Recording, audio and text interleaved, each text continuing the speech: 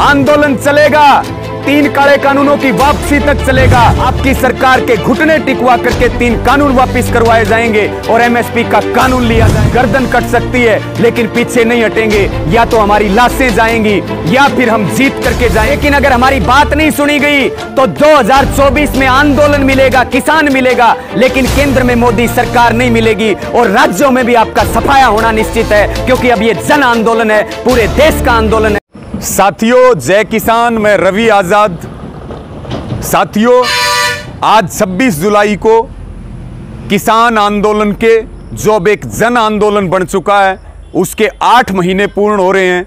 सभी देशवासियों को दिल से सैल्यूट है और सभी हमारे शहीद किसानों को नमन है, उनकी शहादत को नमन है।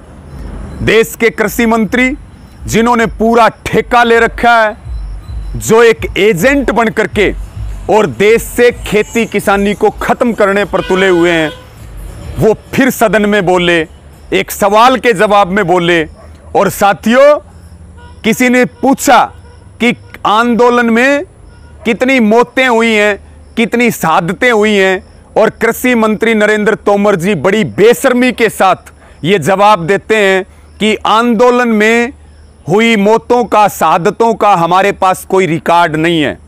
हम नरेंद्र तोमर जी को और उनकी सरकार को यह याद दिलाना चाहते हैं कि आपकी सरकार तो 70 साल का हिसाब मांग रही है। 70 साल वालों के पास 7 महीने का हिसाब नहीं है। तोमर जी, आपको शर्म आनी चाहिए। आपकी सरकार को चुल्लू भर पानी में डूब के मर जाना चाहिए, जो आप इस तरह की बात देश की सर्वोच्च और सबसे बड़ी पंचायत के अंदर कह रहे हैं। और आपको यह भी कह रहे हैं तोमर जी कि ये सरकार चला रहे हैं आप या सर्कस चला रहे हैं। जितने हमारे ज्यादातर मोर्चे हैं वो भाजपा शासित प्रदेशों में हैं। यहां तक कि आपकी सरकार के अत्याचार से, आपकी नीतियों से दुखी होकर के सैकड़ों किसानों ने आत्महत्या करके अपनी शहादतें दी हैं, उनके पोस्टमार्टम हुए हैं, उनका रिकॉर्ड आपके प्रशासन के पास है। उसके बाद भी आप इतनी बड़ी झूठ बोलते हैं, इतनी शर्मनाक बात करते हैं। इससे छोटी बात आपके लिए हो नहीं सकती। और आपको यह भी कह रहे हैं कि अगर आपको आंदोलन में शहीद हुए लोगों का, हमारे साथियों का डाटा चाहिए, तो फिर वो संयुक्त किसान मोर्चा की वेबसाइट के ऊपर हाजिर है। और तोमर जी, हम इस देश के रहने वाले हैं, इस देश के अन्नदाता हैं। हमारे ऊपर इस तरह के शर्मनाक बयान देने से पहले 1000 बार सोचने चाहिए। और तोमर जी, आपको यह भी कह रहे कि आप कृषि मंत्री ना होकर के आज आप हिंदुस्तान के किसानों के विलन बन चुके हैं। यह बात आपको भूलनी नहीं चाहिए। आने वाली पीढ़ियां आपको माफ करने वाली नहीं है। दूसरी बात साथियों, दूसरी बात, तोमर जी ने कल 25 जुलाई को एक बात बोली कि जो देश के किसानों की किसान संसद लग रही है, आज महिला संसद लग रही है, जो संसद को एक आईना दिखा रही है कि जो प्रस्ताव हम यहां पारित करें, क्योंकि संसद को बनाने वाले हम हैं, संसद को बनाने वाला देश का किसान गरीब मजदूर है। उन प्रस्तावों को, यानी कि 3 काले कानूनों को रद्द करने का प्रस्ताव, एमएसपी का प्रस्ताव, जो किसान संसद और महिला संसद ने रखे हैं, उनको देश की संसद में पारित करवाइए। ऐतिहासिक कदम है। पूरी दुनिया में वाहवाही हो रही है किसान संसद की और महिला संसद की।